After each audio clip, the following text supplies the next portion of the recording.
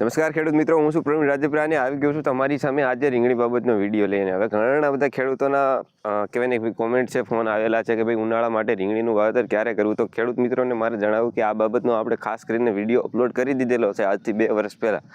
પણ જે પણ ખેડૂતોને નથી ખબર એમની માટે આપણે ફરીથી વિડીયો બનાવી દઈએ છીએ અને આપણે પણ બીજી પણ જાહેરાત કરવાની છે. આપણે અગાઉ કીધેલું હતું કે ભાઈ આપણે રોપ તૈયાર થાય છે ત્યારે આપણે અપડેટ વિડીયો બનાવીશું. એ પણ આજે જાહેરાત બંને એક જ વિડીયોમાં બંને જાહેરાત આપણે કરી દેવાના છે. તો ખેડૂત મિત્રો, સૌથી પહેલાં જે તમારો પ્રશ્ન છે એને લઈ લઈએ કે ભાઈ ચોકલેટ ગુલાબી રીંગણ છે અથવા તો બીજી કોઈ પણ વાવેતર કરવું હોય તમારે રીંગણનું તો ક્યારે કરી શકો છો. હવે ખેડૂત મિત્રો, એમાં એવું છે કે જો તમે ચોકલેટ ગુલાબી રીંગણ વાવતા હોય તો એ 12 માસ થતી જાત છે અને તમે કોઈ સિઝનેબલ રીંગણ વાવતા હોય, એવું કહેવાય કે ભાઈ ઉનાળું છે, શિયાળું છે, તમે અલગ રીતે વાવતા હોય તો એનો ટાઈમ આની સાથે મેચ ન કરતા, કારણ કે આ 12 માસી છે અને એની સાથે તમારે એને જોડવું કોઈ રીતે યોગ્ય નથી બનતું. તો હવે આની વાત કરીએ કે આને ઉનાળા અને ચોમાસા માટે ખાસ કરીને બંને રીતે તમે વાવી શકો છો. પણ જો તમારે ચોમાસું વાવેતર કરવું હોય રીંગણી કાઢીને તો ખાસ અત્યારે છે તે જાન્યુઆરી મહિનો કહેવાય ને એનો ખાસ સમય છે, કારણ કે તમે જાન્યુઆરી મહિનામાં પહેલા પખવાડિયામાં વાવેતર કરો તો તમારો ફેબ્રુઆરી એન્ડ આવતા તમારી રીંગણ છે તે ચાલુ થઈ જાય. એટલે કે ઉનાળાની શરૂઆતમાં છે તે તમે છે તે આમાંથી રીંગણ ઉત્પાદન તમારું ચાલુ થઈ જાય અને તમે છે તે ચોમાસું કહેવાય કે જૂન મહિનો આવે ત્યાં સુધી છે તે તમે આમાંથી રીંગણનું ઉત્પાદન લઈ શકો છો.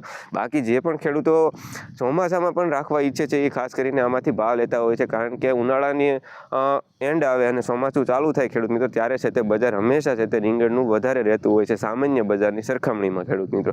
તો ત્યારે છે તે તમે છે તે આનું સારું એવું બજાર લઈ શકો છો અને સારી એવી કમાણી કરી શકો છો. ને આ લાંબા ગાળાનો પાક છે ખેડૂત મિત્રો. એકને એક વખત છે તે એકને એક એવો 10 થી 15 દિવસ અથવા તો મહિનો આવી જતો હોય છે ખેડૂત મિત્રો કે એમાં છે તે તમે સાથે સારા એવા બજાર લઈ શકો છો. અને આ પાછળનું વર્ષ કયું ને ખેડૂત મિત્રો, અત્યારે 2025 ચાલુ છે પણ 2024નું વર્ષ કયું એ સારા એવા શાકભાજીના બજાર રહ્યા છે. આપણે પણ રીંગણી વાવેતર ખેડૂત મિત્રો કરેલું હતું, એના પણ વિડીયો આપણી ચેનલમાં પડેલા છે ખેડૂત મિત્રો. તમે એને પણ જોઈ શકો છો કેવું ઉત્પાદન આવે છે, કઈ રીતનું છે તે એમાં છે તે કલર શાઇનિંગ આવે છે ખેડૂત મિત્રો, કઈ રીતના આના છે તે ડીટીયા લાંબા થાય છે. અને ખેડૂત મિત્રો, ખાસ કરીને જે ચોકલેટ ગુલાબી રીંગણની આપણે વાત કરતા હોય છે તો ભાઈ કાંટા વગરની જાત છે અને એમાં છે તે શાઇનિંગ એક નંબરનું આવતું હોય છે. અને તમે ગુજરાતના કોઈ પણ માર્કેટમાં મૂકી જવો ખેડૂત મિત્રો, એ છે તે કહેવાય ને કે ભાઈ વેચાવામાં છે તે પહેલા નંબરે હોતું હોય છે. પછી હું બજારનું નથી કહેતો કે ભાઈ 3 રૂપિયા બજાર હોય ને તોય છે તે ખેડૂત મિત્રો સૌથી પહેલાં આ તમારું રીંગણ વેચાતું હોય છે. બાકી જ્યારે બજાર હોય છે ખેડૂત મિત્રો એના કરતાં બજાર વધારે આ જ હોય છે ખેડૂત મિત્રો, આ જ રીંગણનું હોય છે. અને એવું નથી કે આપણા ગુજરાતમાં જ માત્ર ચાલે છે, તમે રાજસ્થાનની અંદર પણ વિચાર કરો ને તો ખેડૂત મિત્રો આને લેવા માટે પડાપડી થતી હોય છે ખેડૂત મિત્રો.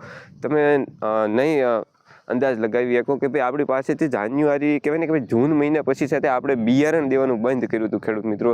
જે મોટા ખેડૂતો હોય ને, કોઈને 10 ગ્રામ 15 ગ્રામ જોતું હોય તો આપણે એમને દેતા હતા, પણ કોઈને જેને વધારે જોતું હોય એને આપણે જૂન મહિના પછી બિયારણ દેતા નહોતા. તો રાજસ્થાનથી એટલા કોલ આવેલા છે કે એની વાત જાવજો, કારણ કે ત્યાં છે તે આ રીંગણીનું માર્કેટ છે તે વધારે રહેતું હોય છે. બાકી બધા સ્ટેટમાં પણ રહેતું હોય છે, પણ આપણું ગુજરાત છે તે ખાસ કરીને આને છે તે વધારે સિલેક્ટ કરતું હોય છે. ખાવામાં દેશી છે એટલે મીઠું પણ હોય છે ખેડૂત મિત્રો, અને ઉત્પાદનમાં ખેડૂત માટે બહુ સારું હોય છે ખેડૂત મિત્રો. કે તમારો વરસાદ પૂરો થયો, કોઈ પણ તમે ઉનાળુ રીંગણી વાવી હોય તો એ ચોમાસાનો પહેલો વરસાદ થાય એટલે પૂરું થઈ જાય, અથવા તો ઉનાળામાં કોઈ પણ માવઠું આવે ખેડૂત મિત્રો તો પણ છે તેમાં રીંગણ આવતું બંધ થઈ જતું હોય છે ખેડૂત મિત્રો.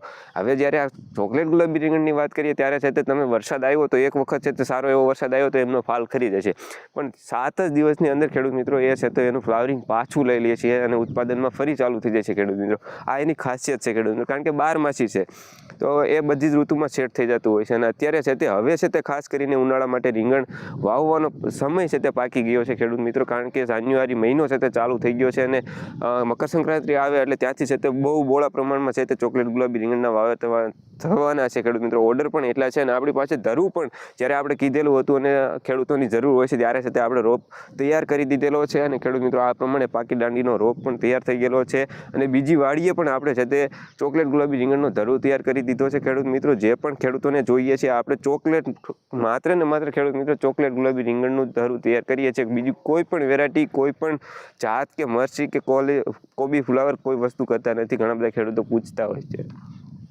તો ખાસ કરીને મારે તમને એ કહેવાનું હતું કે ચોકલેટ ગુલાબી રીંગણનું આપણે છે તે ધરું તૈયાર કરી દીધું છે અને કંઈક આ પ્રકારમાં છે તે ખેડૂત મિત્રો સાઇઝ થયેલી છે. બાકી દાંડીમાં ધરું થઈ ગયેલો છે અને 6 થી 7.5 ઇંચનો રેગ્યુલર ચાલે ને ખેડૂત મિત્રો એ પ્રમાણનો ધરું છે. બાકી જે પણ ખેડૂતોની અંગત પસંદ હોય છે ખેડૂત મિત્રો એ વોટ્સએપ દ્વારા છે તે જણાવી શકે છે અને ફોટાની આ કહેવાય ને ધરુની સાઇઝ મંગાવી શકે છે, કારણ કે અમુક ખેડૂતો હોય છે એ બહુ મોટા રોપા લેવાનું પસંદ કરતા હોય છે. જનરલમાં આટલા રોપા ચોપાતા હોય છે, બાકી આથી નાના પણ લેવાવાળા છે અને આથી મોટા પણ લેવાવાળા છે ખેડૂત મિત્રો, તો એ લોકોને ખાસ વિનંતી છે કે તમારે જ્યારે પણ ધરું જોઈએ છે ત્યારે ખાસ કરીને વોટ્સએપમાં ફોટા મંગાવી લેવા ખેડૂત મિત્રો.